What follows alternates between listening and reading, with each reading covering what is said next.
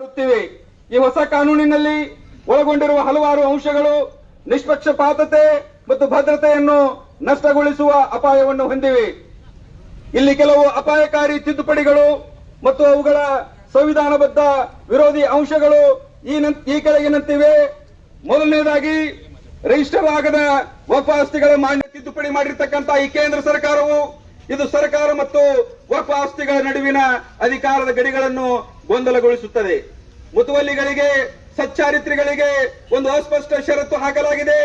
ಇದು ನಿಯೋಜನೆಗಳಲ್ಲಿ ಭಾವನಾತ್ಮಕ ಮತ್ತು ಸಬ್ಜೆಕ್ಟಿವ್ ವ್ಯಾಖ್ಯೆಗಳನ್ನು ತರುವ ಅಪಾಯವಿದೆ.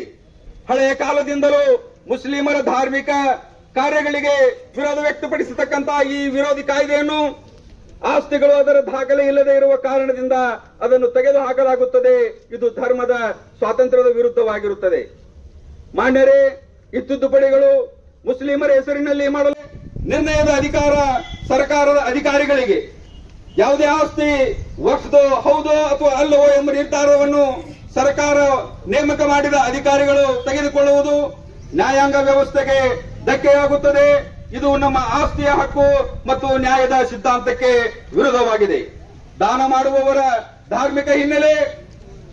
ವಕ್ಫ್ ಆಸ್ತಿಗೆ ದಾನ ಮಾಡುವವರು 5 ವರ್ಷಗಳಿಂದ ಮುಸ್ಲಿಮನಾಗಿರಬೇಕು ಎಂಬ ಷರತ್ತು ಸಂವಿಧಾನದ ಆರ್ಟಿಕಲ್ 25 ಪ್ರಕಾರ ನಾವು ವಿರೋಧವನ್ನು ವ್ಯಕ್ತಪಡಿಸ್ತಾ ಇದ್ದೇವೆ. ಸಂವಿಧಾನವು ಆಚರಿಸಿದಂದಿನಿಂದ ಅಮಾನತೆ, ಧಾರ್ಮಿಕ ತಟಸ್ಥತೆ, ಭೂಸ್ವಾಮ್ಯ ಹಕ್ಕುಗಳು, ನಮ್ಮ ಸಂವಿಧಾನಿಕ ಹಕ್ಕುಗಳು, ಆಗು ಹೋಗುಗಳು ನಿರಂತರವಾಗಿ ನಡೀತಾ ಇವೆ. ಆದರೆ ಇತ್ತೀಚೆಗೆ